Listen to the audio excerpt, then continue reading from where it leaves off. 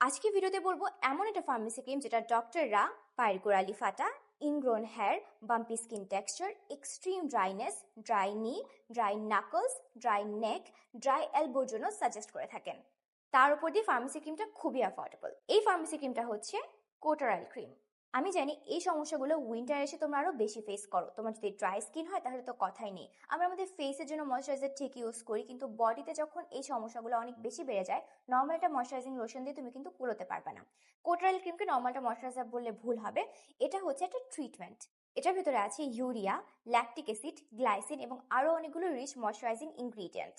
এটার ভিতরে আছে 12% ইউরিয়া, যেটা একটা খুবই স্ট্রং হিউমেকটেন্ট, অর্থাৎ পানিকে তোমার স্কিনের ভিতরে টেনে ধরে থাকবে, তোমার স্কিনকে হাইড্রেটেড রাখবে। ইউরিয়া কিন্তু একটা মাইল্ড কেরাটোলাইটিকও, অর্থাৎ তোমার স্কিনের উপরে যে ডেড স্কিনের লেয়ারটা আছে ইউরিয়াটাকে মেল্ট ডাউন করে ফেলতে পারে, ফলে ড্রাই প্যাচেস, কোরালি ফাটা, পিল অফ স্কিন এগুলোকে এটা সহজে মেল্ট করতে পারতেছে।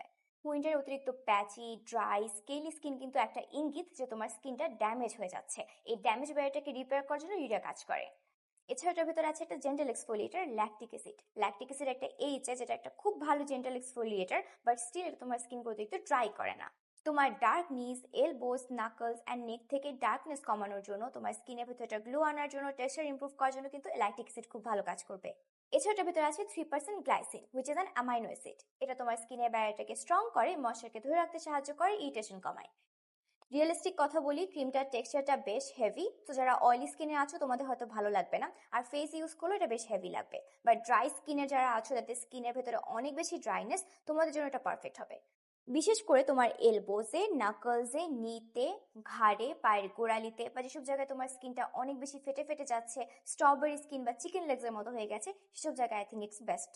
ইনস্ট্যান্টলি তোমার স্কিন অনেক বেশি হাইড্রেটেড লাগবে, অনেক বেশি হিলড লাগবে, সফট আর স্মুথ লাগবে। সো ড্রাই স্কিন আপু ভাইরা, তোমরা দেরি না করে এটাকে জলদি জলদি কালেক্ট করে ফেলো ফিউমিটির পেজ থেকে।